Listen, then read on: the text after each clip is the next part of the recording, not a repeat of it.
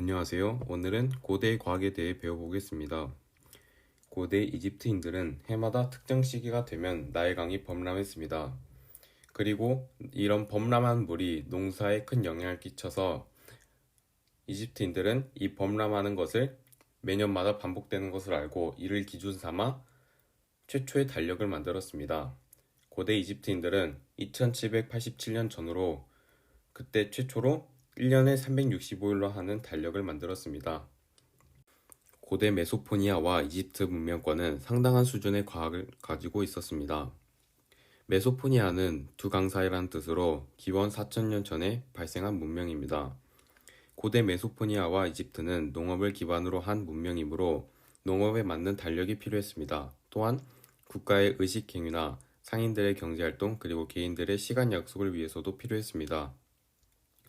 그래서 달력을 만들었는데 태양과 달의 위치를 기준으로 삼아 천체를 관측하며 달력을 만들었습니다. 이때 만들게 되는 과정에서 자연스럽게 천문학이 발전하게 되었습니다. 그리고 또 한때 메소포니아의 문명의 주인공이었던 바벨로니아인들은 태양과 달의 주기를 정확하게 알았고 하지, 동지, 그리고 춘분, 추분의 개념을 이해하고 사용했습니다. 그리고 일식과 월식에 일어나는 원리를 이해하고 다음 일식과 월식을 예측하기도 했습니다. 이제 수학에 대해서 알아보겠습니다. 고대 메소포타미아에서는 수학 중에 계산술이 발달했고 이집트에서는 기하학이 발달했습니다. 메소포타미아 문명권에서는 농업의 발달로 잉여 생산물이 생기자 이를 사고 팔거나 분배하기 위해 숫자를 발명하였고 수천 년 전부터 자리값의 개념을 포함한 숫자 체계를 사용하여 계산술이 발달하게 되었습니다. 메소포타미아인들은 10진법보다는 60진법을 사용했는데 이 60진법을 이용해 역수나 제곱수, 세제곱수 등이 들어있는 복잡한 계산을 했습니다. 그리고 이 60진법은 현재 경도, 위도, 원의 각도, 시간 등에서 사용하고 있습니다. 시간에서는 60분, 60초를 기준으로 바뀌는 것과 각도에서는 60분법을 사용하는 것이 60진법의 예가 되겠습니다. 이후 이들은 방정식을 푸는 방법도 알았고 토지의 넓이, 곡식을 보관하는 창고의 크기, 토목공사 때 이용할 모래나 자갈의 양을 계산했습니다. 피타고라스의 정리를 이해했으며 원주율을 3으로 사용하기도 했습니다. 이후 이집트의 수학에 대해 알아보면 나일강의 범람으로 토지 경계선이 지워졌을 때 그 경계선을 정확하게 복구하거나 피라미드, 신전 등의 대형 건축물을 지을 때 측량을 정확하게 하기 위해 기하학이 발달했습니다. 고대 이집트인들이 기록한 파피루스를 보면 직사각형, 삼각형, 사다리꼴의 면적을 계산할 줄 알았습니다. 뿐만 아니라 원의 면적과 원기둥의 부피를 계산했고 정사각뿔인 피라미드의 부피까지 계산할 줄 알았습니다. 또한 이집트인들은 우리와 같은 십진법을 사용하였고 기원 2000년 전 무렵에 기록된 파피루스에 16의 제곱근은 사이다가 적혀 있는 걸 봐서 제곱근 계산을 할 수 있었음을 알 수 있습니다. 그리고 1차 방정식과 비교적 간단한 2차 방정식을 풀 줄 알았습니다. 추가로 피라미드에 대해 알아보면 피라미드는 이집트의 왕족의 무덤이고 이 크기가 어마어마하게 큽니다.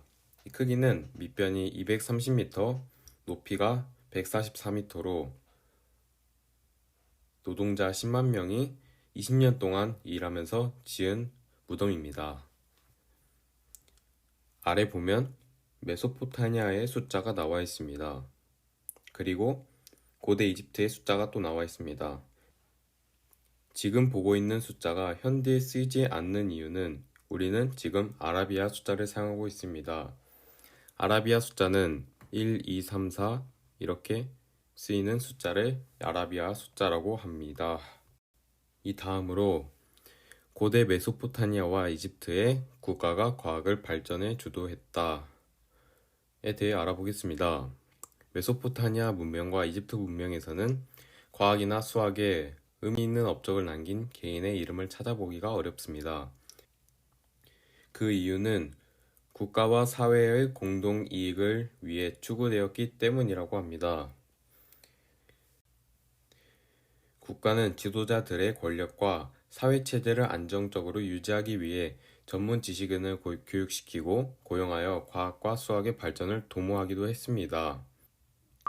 고대 메소포타미아인들이 남긴 점토판에 대해 먼저 알아보면 고대 메소포타미아에서는 이집트와 달리 파피루스의 원료가 되는 식물이 잘 자라지 않았으므로 다른 기록 매체를 사용했습니다.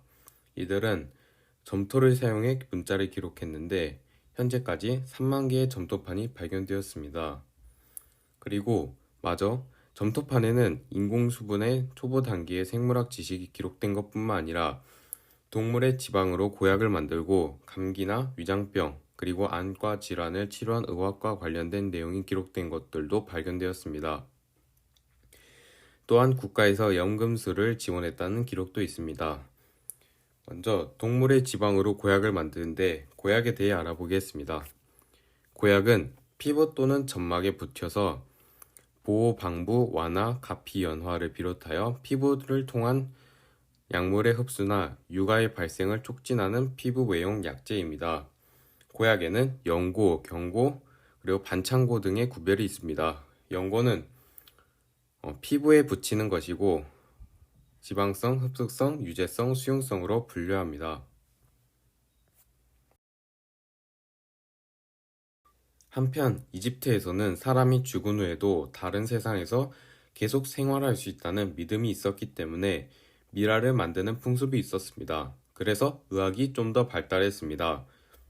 미라를 만드는 과정에서 해부학이 발달하여 인체에 대한 이해가 높아졌고 의학이 발달하는 바탕이 되었습니다. 덕분에 이집트에서는 다양한 질병을 전문적으로 치료하는 안과, 내과, 외과, 치과, 산부인과 등의 전문의 시스템이 일찍부터 갖추어져 있었습니다.